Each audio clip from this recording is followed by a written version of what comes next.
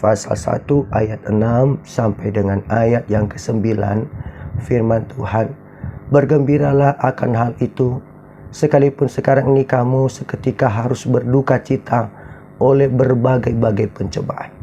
Maksud semuanya itu ialah untuk membuktikan kemurnian imanmu yang jauh lebih tinggi nilainya daripada emas yang fana, yang diuji kemurniannya dengan api, sehingga kamu memperoleh puji-pujian dan kemuliaan dan kehormatan pada hari Yesus Kristus menyatakan dirinya. Sekalipun kamu belum pernah melihat Dia, namun kamu mengasihinya, kamu percaya kepada Dia. Sekalipun kamu sekarang tidak melihatnya, kamu bergembira karena sukacita yang mulia dan yang tidak terkatakan, karena kamu telah mencapai tujuan imanmu, yaitu keselamatan jiwamu. Bapak Ibu yang dikasihi dalam Tuhan Yesus Kristus, perenungan firman Tuhan pada pagi hari ini di bawah tema sukacita yang mulia dan yang tidak terkatakan. Sukacita yang mulia dan yang tidak terkatakan. Saudara, tidak sedikit kita menemukan banyak kebingungan di kalangan orang-orang percaya mengenai bagaimana kita seharusnya menghadapi penderitaan. Ada yang mengatakan bahwa jika kita menderita itu karena kita kurang iman. Ada juga yang mengatakan karena kita tidak disembuhkan maka kita kurang iman. Ada begitu banyak pikiran negatif memahami penderitaan. Ada juga yang mengatakan bahwa orang percaya harus melalui penderitaan. Namun ketika mereka harus melakukannya atau menikmatinya dengan muka yang senyum, muka yang gembira. Tidak sedikit mengutip ayat-ayat firman Tuhan berkaitan dengan penderitaan. Bersukacitalah selalu, mengucap syukurlah dalam segala hal. Segala sesuatu bekerja untuk mendatangkan kebaikan. Saudara, pendekatan terhadap penderitaan seperti ini mengarahkan kita kepada kemunafikan dan hanya berkaitan dengan masalah emosional. Orang-orang berwajah manis ketika menghadapi penderitaan dengan berkata, "Puji Tuhan."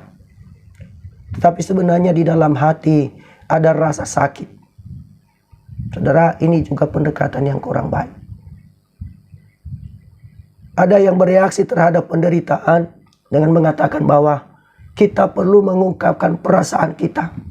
Kita harus menghadapi semua dengan tahapan-tahapan. Bahkan ada yang mengatakan bahwa lampiaskan seluruh amarahmu, lampiaskan seluruh kepahitan dalam hatimu. Jika kita tidak merasakannya, kita menyangkal. Saudara yang dikasihi dalam Tuhan Yesus Kristus, ini merupakan cara menghadapi penderitaan dengan menyangkal rasa sakit kesedihan. Namun pada saat yang sama memiliki sukacita yang sejati dalam Tuhan dari dalam kesedihan. Dalam Ibrani 12 ayat 11 mengatakan bahwa semua didikan yang ada pada waktu itu tidak mendatangkan sukacita, melainkan duka cita. Namun bagi mereka yang telah dilatih olehnya, setelah itu akan menghasilkan buah kebenaran yang penuh kedamaian. Bapak Ibu yang dikasihi dalam Tuhan Yesus Kristus, Petrus dalam suratnya kepada orang-orang percaya yang menderita mengatakan kepada mereka bahwa mereka sangat bersuka cita, namun pada saat yang sama mereka juga merasa tertekan karena berbagai pencobaan. Ini di ayat 6 ini. Dia tidak menyangkal kesusahan. Mengapa? Karena itu berarti kesedihan atau kesakitan. Namun ia juga tidak menyangkal sukacita sejati yang bisa dialami seorang yang percaya kepada Tuhan di tengah kepedihan. Mengapa? Karena ia memiliki sudut pandang yang benar. Petrus sendiri pernah merasakannya. Setelah dicambuk dan diperintahkan untuk tidak berbicara lebih jauh lagi dalam nama Yesus, dia dan para rasul yang lain, mereka mengalami aniaya yang sebenarnya dianggap layak untuk dipermalukan demi nama Yesus. Kalau kita membaca dalam Kisah Rasul pasal 5 ayat 41. Itu kegembiraan yang tidak terkatakan dalam teks yang kita baca ini. Kesukaan yang mulia yang tidak terkatakan. Dan Petrus memberitahu kita, karena juru selamat kita Yesus Kristus menggunakan pencobaan untuk memurnikan iman kita. Kita bisa memperoleh sukacita dari kesulitan dengan memandang kepadanya, kepada Dia, dan juga keselamatan yang kita peroleh. Bapak Ibu, dalam perenungan kita dalam 1 Petrus pasal 1 ayat 3-5 itu mengarahkan kita pada pengharapan warisan masa depan kita di sorga. Tapi dalam perenungan kita pada pagi hari ini mengarahkan kita kepada sukacita yang kita alami, yang mulia, yang tidak terkatakan di dalam menghadapi pencobaan. Mengapa? Karena juru selamat kita, Tuhan Yesus Kristus, Allah kita, membawa semua orang yang dikasihinya melalui pencobaan. Melalui pencobaan. Kalau kita membaca dalam firman Tuhan, ada berapa janji berharga dari Alkitab ini yang perlu kita ketahui. Yang pertama, ketika berbicara tentang Yesus ada tertulis, dan sekalipun ia adalah anak, ia telah belajar menjadi taat dari apa yang telah dideritanya. Dalam Ibrani pasal 5 ayat 8. Bahkan berbicara tentang kita, Alkitab berkata, karena Tuhan menghajar orang yang dikasihinya, dan ia menyesal orang yang diakuinya sebagai anak. Tetapi jikalau kamu bebas dari ganjaran yang harus diderita setiap orang, maka kamu bukanlah anak, tetapi anak-anak gampang. Dalam Ibrani pasal 12 ayat 6 dan 8. Ayat yang lain, memang setiap orang yang mau hidup beribadah di dalam Kristus Yesus akan menderita aniaya. Dalam 2 Timotius 3:12. Bagian yang lain mengatakan, semuanya itu kukatakan kepadamu, supaya kamu beroleh damai sejahtera dalam aku. Dalam dunia kamu menderita penganiayaan, tetapi kuatkanlah hatimu, aku telah mengalahkan dunia. Yohanes 16 ayat 33. Bahkan dalam bagian yang lain tentang para rasul, di tempat itu mereka menguatkan hati murid-murid itu dan menasihati mereka supaya mereka bertekun di dalam iman, dan mengatakan bahwa untuk masuk ke dalam kerajaan Allah kita harus mengalami banyak sengsara. Kisah Rasul 14 ayat 22. Maka dari semuanya itu, kemudian Petrus mengatakan dalam suratnya, saudara-saudara yang kekasih, janganlah kamu heran akan nyala api siksaan yang datang kepadamu sebagai ujian, seolah-olah ada sesuatu yang luar biasa terjadi di atas kamu. Dalam 1 Petrus 4:12. Saudara, dalam satu kesempatan ketika Yesus masih di dunia ini, Petrus berkata kepadanya, Tuhan, kami telah meninggalkan segala-galanya dan mengikuti Engkau. Lalu apa manfaatnya bagi kami? Ini pertanyaan ini, dialog ini dalam Matius pasal 19 ayat 27. Saudara, Yesus menjawab, siapapun yang meninggalkan segalanya dan mengikuti Yesus akan menerima kembali dalam kehidupan ini 100 kali lipat dari apa yang ia serahkan. Apa saja, bisa rumah, bisa saudara laki-laki, saudara perempuan, bisa ibu, bisa anak-anak, bisa harta warisan. Ini sangat menakjubkan. Saudara dikasih dalam Tuhan Yesus Kristus, dalam kehidupan ini, pencobaan, penganiayaan, kesulitan demi Yesus itu adalah bagian dari kesepakatan kita ketika kita mau mengiring Yesus. Iya, memang ada berkat-berkat yang kita alami yang tidak terhitung jumlahnya saat ini, seperti yang Yesus jelaskan. Ini adalah kehidupan yang berkelimpahan. Tapi sekali lagi, kelimpahan seringkali merupakan sukacita, keselamatan yang dalam dan abadi yang kita rasakan dari jurang maut. Penderitaan, pencobaan adalah tanda kasih yang Yesus yang istimewa. Mengapa? Karena tidak ada seorang pun yang dicintainya yang dikecualikan. Semuanya dikasihinya. Tapi kenapa? Itu yang selalu kita tanyakan. Kenapa orang lain Tuhan perhatikan, kok keberadaan saya kok makin sulit? Mengapa Tuhan membawa kita melewati pencobaan? Karena pencobaan, penderitaan, semua orang yang dikasihinya akan melewati yang namanya pencobaan. Untuk apa? Untuk memurnikan iman. Petrus menunjukkan kepada kita tujuan pencobaan. Tentu ini perspektif yang dibutuhkan dalam pencobaan dan hasil akhir dari pencobaan. Tujuan pencobaan adalah untuk memurnikan iman kita.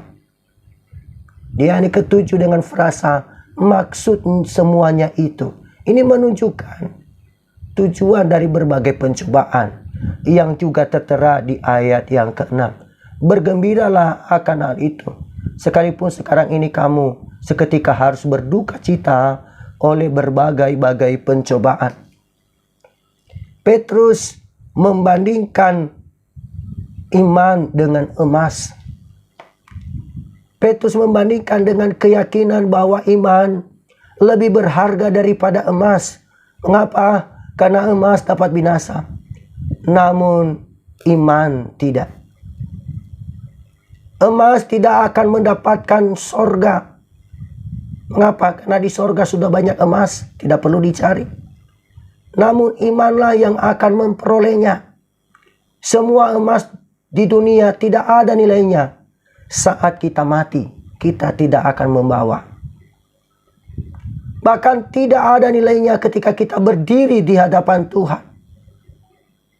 Mengapa? Karena hanya iman kepada Yesus Kristuslah yang dibutuhkan ketika kita berhadapan muka dengan Tuhan. Petrus membandingkan iman dengan emas. Mengapa? Karena keduanya dimurnikan dengan api. Ada istilah tanda atau bukti dan teruji. Ini memiliki nuansa pengujian dengan maksud untuk mendapatkan sesuatu yang lebih baik. Tuhan menguji iman kita bukan untuk membuatnya kita gagal, tetapi untuk membakar sampah dalam kehidupan kita, memproses kita, mengikis hidup yang lama kita. Tuhan menguji kita bukan untuk membuat kita gagal dan meninggalkan emas yang murni. Emas yang murni didapatkan dari pembakaran supaya sampah-sampahnya lepas, jatuh. Demikian juga dengan hidup kita. Tuhan melakukan ini dengan memasukkan kita ke dalam dapur penderitaan, di mana kita dipaksa untuk mempercayainya dengan cara yang tidak akan pernah bisa kita lepas dari pencobaan itu. Maka kita perlu memahami dengan jelas bahwa ada iman palsu juga yang gagal. Contohnya dalam perumpamaan tentang penabur, Yesus berkata bahwa di tanah yang dangkal dan berbatu-batu, benih itu bertunas. Tetapi ketika matahari terbit, benih itu layu dan mati karena tidak berakar. Saudara, itu menjelaskan bahwa pada waktu mereka pertama kali menerima firman itu dengan sukacita. Tetapi ketika timbul kesengsaraan atau penganiayaan karena firman itu, mereka murtad. Mereka meninggalkan iman mereka. Ini menunjukkan bahwa iman mereka, iman yang palsu, tidak sejati. Namun iman yang sejati akan semakin bertumbuh kuat, bukan melemah melalui pencobaan. Saudara yang kasih dalam Tuhan Yesus Kristus, perspektif dalam pencobaan adalah untuk melihat bahwa pencobaan berlaku sementara. Pencobaan wajib dialami. Dan pencobaan itu ada di bawah kontrol Tuhan, kendali Tuhan. Cobaan bersifat sementara. Keselamatan itu kekal. Saudara, pesan firman Tuhan bahwa sebentar lagi Yesus Kristus akan datang kembali dalam kemuliaan. Dan kita akan menghabiskan seluruh kekekalan bersama dengan Dia. Pencobaan-pencobaan yang kita alami saat ini, betapapun besarnya, tidak akan berarti apa-apa jika kita mengingat kekekalan. Jadi di tengah penderitaan kita bisa merasakan sukacita yang mulia, yang besar, yang tidak kita katakan. Jikalau kita fokus pada singkatnya waktu dan kemuliaan kekal yang menanti kita ketika Yesus datang kembali. Saudara, di sini Petrus menambahkan perspektif dengan mengatakan bahwa uji coba itu perlu. Mengapa? Karena hal-hal tersebut diperlukan untuk memurnikan iman kita. Saudara yang kasih dalam Tuhan Yesus Kristus, jikalau seorang yang percaya tidak mengalami saat-saat ketika mengalami depresi, atau pencobaan, maka terlalu cepat untuk menyombongkan diri. Mengapa? Karena tidak mengalami penderitaan. Saya percaya bahwa saudara dan saya tidak akan pernah luput dari yang namanya penderitaan. Atau adakah yang mengatakan, saya tidak menderita? Ya. Saya percaya bahwa semua kita mengatakan, pasti mengalami penderitaan. Namun sejauh mana perspektif kita, bagaimana cara pandang kita ketika menghadapi yang namanya penderitaan? Petrus mengatakan bahwa pencobaan yang dialami ada di bawah kendali Tuhan. Inilah yang menjadi bagian yang sangat penting untuk kita fahami.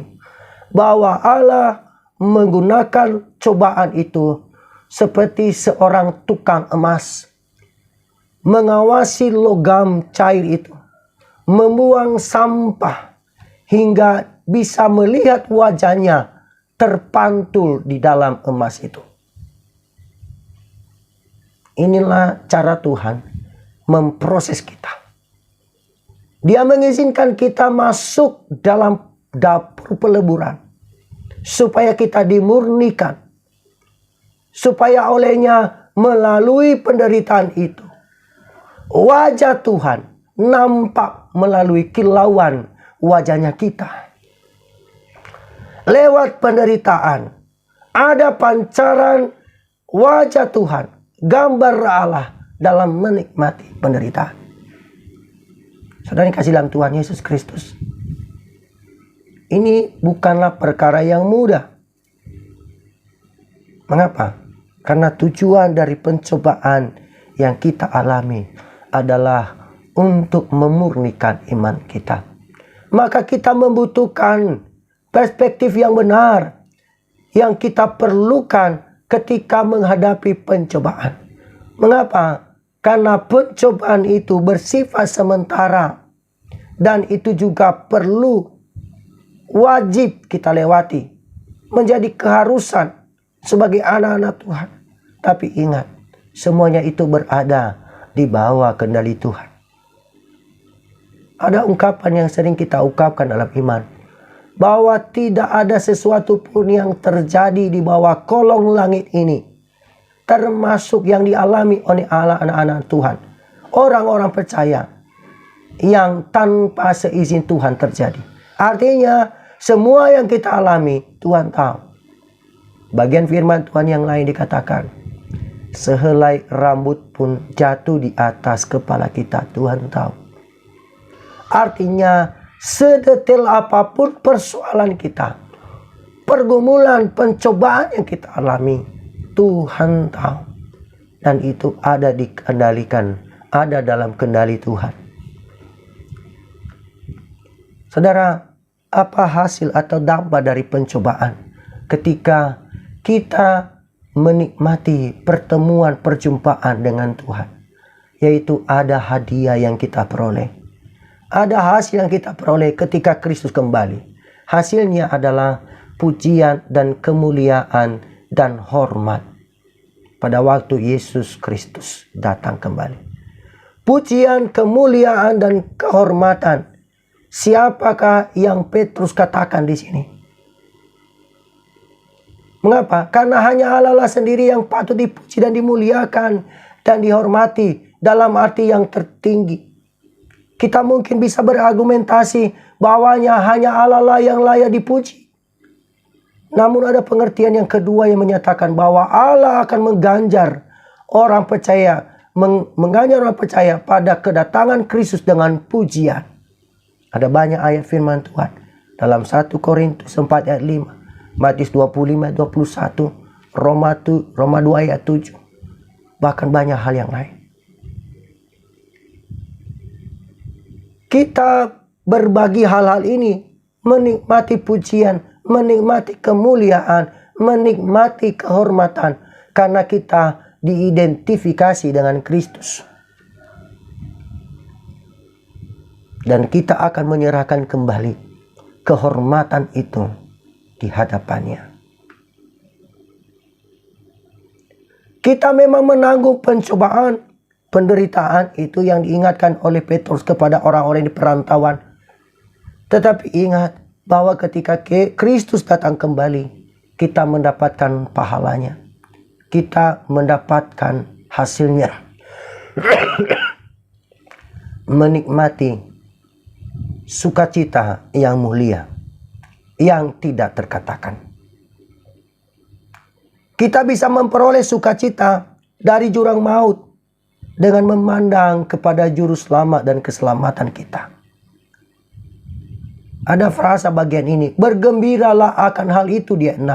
Dalam hal apa bergembira? Dalam keselamatan besar yang baru saja dijelaskan di dalam pasal 1 ayat 3 sampai 5. Bahwa ada pengharapan yang pasti, keselamatan yang kita dapatkan di dalam Kristus. Meskipun kita berada di dalam tekanan, di dalam pencobaan untuk sementara waktu. Karena pencobaan yang kita alami, kita bisa memberikan, kita berharap dengan harapan yang pasti kepada juru selamat kita. Mengapa? Karena keselamatan yang telah Dia sediakan, yang sudah dimulai kita, yang sudah mulai kita nikmati dalam hidup ini. Dan kita tidak akan mengalami sepenuhnya sampai Dia datang kembali. Tapi kita akan disempurnakan, menikmati kelimpahannya ketika kita bertemu muka dengan Tuhan. Bagaimana kita mengalami sukacita yang kita peroleh di dalam Tuhan? Bagaimana kita mengalami sukacita yang mulia yang tidak terkatakan? Paling tidak ada 3 hal. Yang pertama, kita bisa memperolehnya dengan iman. Kita sudah tahu bahwa pencobaan itu untuk memurnikan iman kita. Dan di ayat yang ke-8, bahwa sukacita yang tak terkatakan dalam pencobaan timbul karena percaya kepada Yesus. Meskipun kita tidak melihatnya, tapi kita harus perlu memahami bahwa iman bukanlah respon yang otomatis, juga bukan daya tahan pasif. Iman secara aktif memilih untuk mempercayai Tuhan terlepas dari keadaan apapun yang kita peroleh. Iman itu membuat kita bersandar kepada janji-janji Tuhan. Salah satu anak Tuhan namanya Spurgeon mengatakan bahwa pencobaan bukan sekedar untuk menghilangkan sampah, tetapi pencobaan adalah untuk memenuhi janji-janji Tuhan. Saudara, di masa pencobaan sepertinya Kristus atau Tuhan tidak ada bersama dengan kita. Maka dengan iman kita harus berkata, Dia berjanji akan menyertai sampai pada akhir zaman. Dia berjanji tidak akan meninggalkan atau membiarkan kita. Maka kita harus berpegang kepadanya karena iman.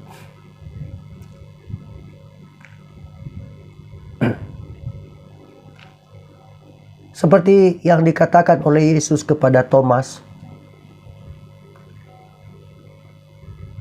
Karena Thomas tidak percaya pada kebangkitan Yesus sampai dia melihat Yesus dengan matanya sendiri. Dan Yesus berkata, "Kamu telah melihat aku. Percayakah kamu?" Yesus melanjutkan kalimat yang lain. "Berbahagialah mereka yang tidak melihat namun percaya." Kita akan mengalami berkat Tuhan ketika kita memandang kepada juru selamat kita dengan iman. Bahwa ketika kita berada di dalam pencobaan, itu merupakan pilihan. Itu merupakan bagian yang tidak terpisahkan dalam hidup kita. Kita bisa memperoleh sukacita yang mulia yang tidak terkatakan karena kita memiliki pengharapan. Saudara, kalau kita melihat bagian ayat-ayat ini, bahwa sifat sementara dari pencobaan itu dalam kaitannya dengan kekekalan. Dan Petrus menyebutkan bahwa kedatangan Yesus itu memberikan satu kepastian. Bahwa ketika Yesus datang, maka itu berarti ada pengharapan di dalamnya. Kita tidak menaruh pengharapan kepada ketidakpastian, tapi kita menaruh pengharapan kepada Tuhan yang pasti bahwa Dia akan datang kembali.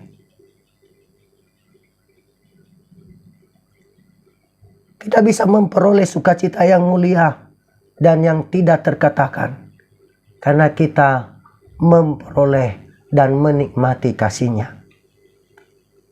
Walaupun kamu belum pernah melihatnya, kamu mengasihi Dia.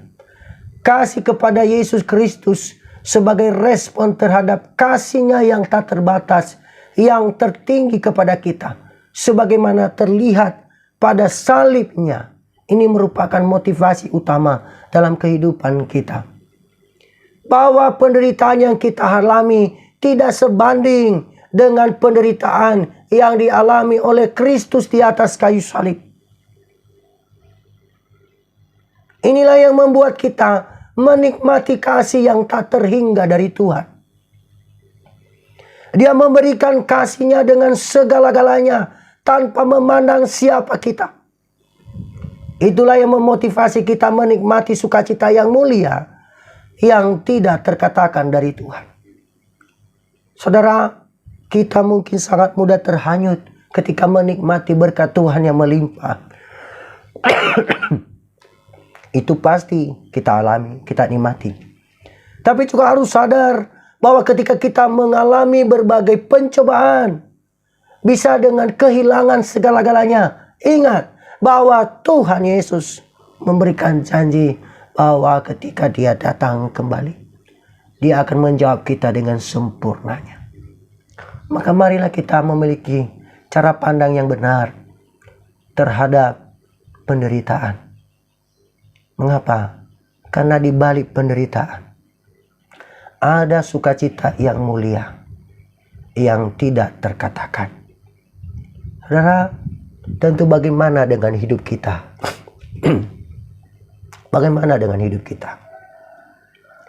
Saudara, apa yang perlu kita lakukan? Maka saudara, yang pertama, mari habiskan waktu bersama dengan Tuhan. Supaya apa? Cinta kasih-Nya terpupuk antara kita dengan Tuhan. Relasi kita dengan Tuhan dibangun. Hanya itu cara kita bisa menyenangkan Tuhan kita. Menunjukkan kasih-Nya kita kepada Tuhan yang telah mengasihi kita. Hal yang kedua, mari kita patuhi, taati firman Tuhan yang kita renungkan bersama dengan Tuhan. Dan yang ketiga, berikanlah waktu. Sering-seringlah berikan waktu. Datang ke meja Tuhan, ke mezbah Tuhan, membangun hubungan dengan Dia. Hanya memandang kepada Dia sajalah yang bisa membuat kita kuat di tengah-tengah pencobaan. Saudara harus ingat bahwa emas itu tidak muncul dengan begitu saja. Dia harus dimurnikan. Demikian juga dengan kita. Petrus membandingkan bahwa pemurnian kita sama dengan proses pemurnian iman. Maka pencobaan, penderitaan, penganiayaan, atau apapun Tuhan pakai untuk memurnikan saudara dan saya. Tapi jangan takut bahwa kita akan mengalami sukacita yang mulia yang tidak terkatakan ketika kita meyakini Tuhan beserta dengan kita. Amin.